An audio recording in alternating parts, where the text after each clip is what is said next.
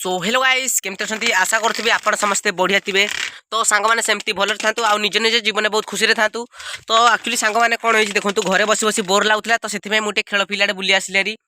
आ देखिपे आम खेल फिल्ड पाखे जो कुसुम गछटा से पलाटा बनई देखिपे जो पलाटा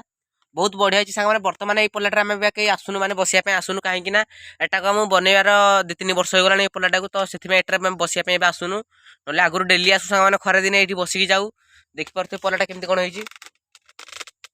आउटा आम गछ उपर सांग मैंने बनईचु देखु 7 फुट कि 8 फुट भाया हम आम एत हाइट्रे यहाँ बनईचु। तो यहाँ आम 5 जन ना सांग मैंने 6 जन मिसिक बनई ये पलाटा को किंतु कई पिला ना गाँव सब कम को पलैंती। तो से मोर जो मन हो इे आसिक बुली बुला जाऊँगी आम फिल्डा भी खेल माने जो खेल फिल्ड सांग मैंने पाखे ये गछटा पाखे से अच्छी दिशुनि डाही छेकुची। तो घरे बस बस बाग लगुला तो से मुझे बन माने आसली हारी आ देखु यहाँ मैंने आम भांगी देलु आटा पुनर्बार यहाँ ठीक कर पारूनी माने एमती थिला किंतु यहाँ पुनर्बार ठीक कर पारूनी सांग मैंने कहीं एरा सर्टेज पड़ा एरा जोर सर्टेज पड़ा तो से करूँ देखिए के टाइम मिले आ 2-3 जन को डाकिक आनिका माने आम पूरा भल बागे बागे देवु आ देखिपे आम एमती बर्तमान बोर्ड आम सजेचु